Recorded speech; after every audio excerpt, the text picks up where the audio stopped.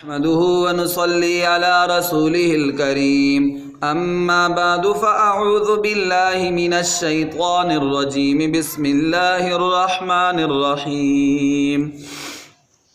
وقال تعالى واعبد ربك حتى يأتيك اليقين وأما الأحاديث فمنها حديث عائشة رضي الله عنها وكان أحب الدين إليه ما داوم صاحبه عليه صدق الله العظيم وصدق رسوله النبي الكريم۔ میرے محترم سامعین و ناظرین اکرام، آج کے اس درس حدیث میں حدیث کی کتاب ریاض کے باب فی المحافظۃ علی الاعمال الصالحہ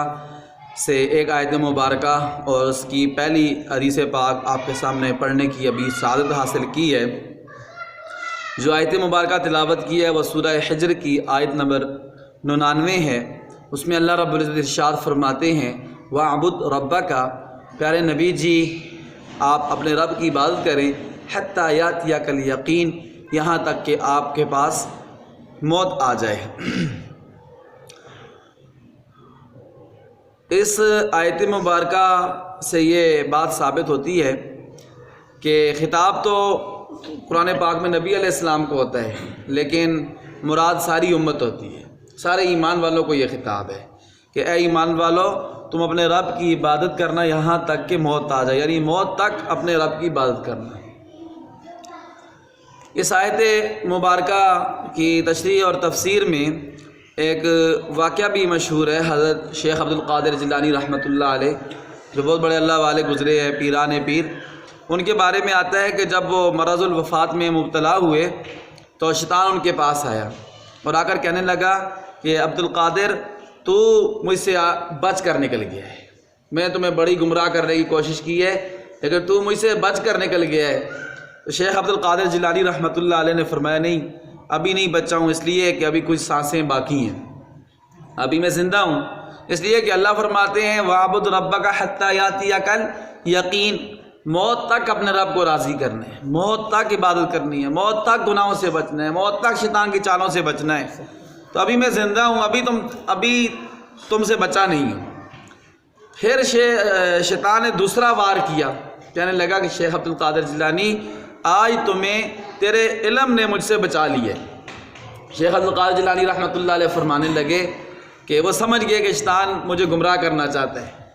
انہوں نے کہا کہ میرے علم نے مجھے نہیں بچایا، میرے اللہ نے مجھے بچایا۔ شیطان یہ چاہتا تھا کہ وہ کہیں کہ میرے علم نے مجھے بچایا ہے، ان کے اندر غرور آ جائے، تکبر آ جائے، تاکہ ان کے سارے اعمال برباد ہو جائیں۔ لیکن انہوں نے فرمایا نہیں، میرے علم نے مجھے نہیں بچایا، مجھے میرے اللہ نے بچایا ہے۔ تو اس سے یہ بھی ثابت ہوتا ہے کہ جو آج کل کے زمانے کے بعض جاہل پیر یہ کہہ دیتے ہیں نماز نہیں پڑھتے ہیں یا روزہ نہیں رکھتے ہیں، جب انہیں کہا جاتا ہے پیر صاحب نماز نہیں پڑھتے ہیں، روزہ نہیں رکھتے ہیں آپ، تو کہتے ہیں جی ہم نے اللہ کی اتنی عبادت کی ہے، اللہ ہم سے راضی ہو گئے ہیں، اب ہمیں عبادت کی ضرورت ہی نہیں ہے۔ یا کہتے ہیں کہ جی ہم تو عبادت جو ہے نا وہ مدینہ شریف میں کر رہے ہیں، نماز ادھر پڑھ رہے ہیں۔ تو اس سے یہ بھی ثابت ہوتا ہے کہ وہ بھی جھوٹ بولتے ہیں، وہ بھی رانگ نمبر ہوتے ہیں، اس لیے کہ جو پیران پیر شیخ عبد القادر جیلانی جو سارے ولیوں کے بزرگ سمجھے جاتے ہیں، تو انہوں نے جب یہ کہا کہ عبادت اللہ تعالیٰ کی کس تک کرنی ہے، موت تک کرنی ہے، تو یہ کہنے والے کہ جی ہمیں نماز معاف ہوگی، ہمیں روزہ معاف ہوگی، یہ درست نہیں ہے۔ جو حدیث پاک آپ کے سامنے تلاوت کی ہے وہ حضرت عائشہ رضی اللہ تعالی عنہا ام المومنین کی حدیث پاک ہے۔ وہ فرماتی ہیں کہ حضور نے فرمایا ہے کہ احب الدین الیہ ما داوم صاحبہ الیہ، اللہ کو سب سے زیادہ وہ دین پسند ہے جس پر بندہ مشغی کرے۔ دیکھیں جو فرائض ہیں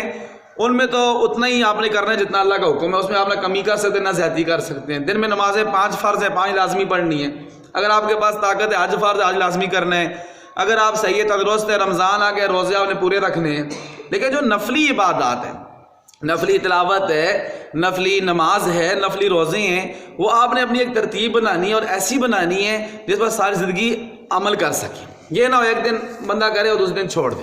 تلاوت کر لیں، دیکھیں سورہ روز کا معمول بنا لیں کہ روز میں نے سورہ یاسین پڑھنی ہے، فجر کے بعد، مغرب کے بعد سورہ واقعہ پڑھنی ہے، عشاء کے بعد سورہ ملک پڑھنی ہے، ٹھیک ہے۔ اس طرح نوافل میں نے اشراق پڑھنے ہیں، اوابین پڑھنی ہے، چاشت پڑھنے ہیں، تہجد پڑھنے ہیں،